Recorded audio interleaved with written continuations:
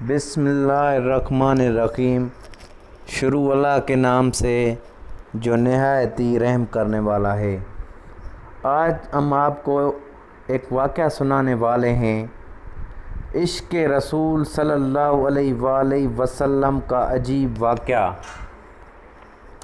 شیخ الاسلام حضرت علامہ ظفر احمد عثمانی رحمۃ اللہ علیہ فرماتے ہیں کہ میں اس زمانے میں حج کے بعد مدینہ منورہ گیا۔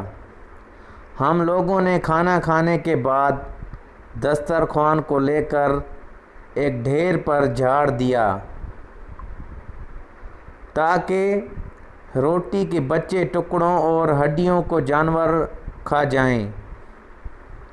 تھوڑی دیر کے بعد جب میں اپنے کمرے سے باہر نکلا تو یہ دیکھ کر حیران رہ گیا کہ ایک خوبصورت 9 سالہ بچہ ان ٹکڑوں کو چن چن کر کھا رہا ہے۔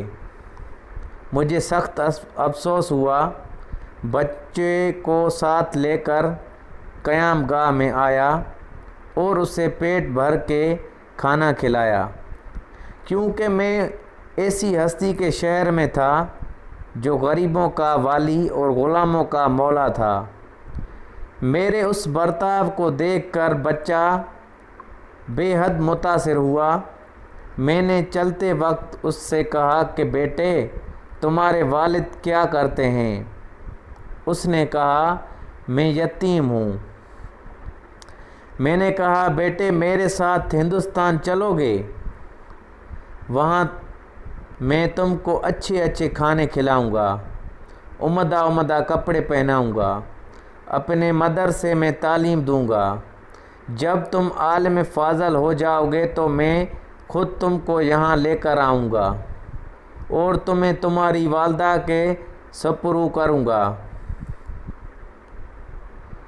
تم جاؤ اپنی والدہ سے اجازت لے کر آؤ۔ لڑکا بہت خوش ہوا اور اچھلتا کو دیتا اپنی والدہ کے پاس واپس گیا، اور بیچاری بیوہ دوسرے بچوں کے اخراجات سے پہلے ہی پریشان تھی۔ اس نے فوراً اجازت دے دی۔ بچہ فوراً آیا اور مولانا کو بتایا کہ میں آپ کے ساتھ جاؤں گا۔ میری ماں نے اجازت دے دی ہے۔ پھر پوچھنے لگا کہ آپ کے شہر میں چنے ملتے ہیں؟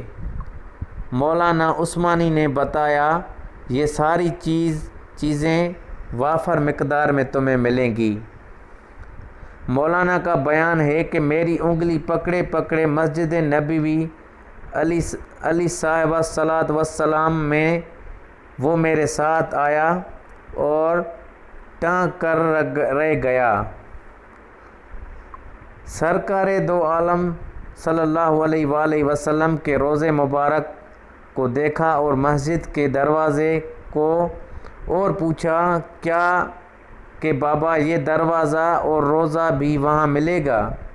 میں نے اس سے کہا کہ بیٹا اگر یہ وہاں مل جاتا تو میں یہاں کیوں آتا؟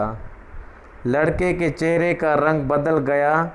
میری انگلی چھوڑ دی۔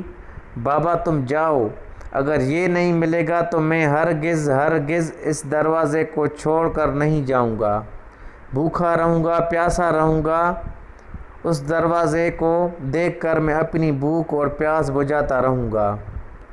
جس طرح آج تک پچھتا رہا ہوں۔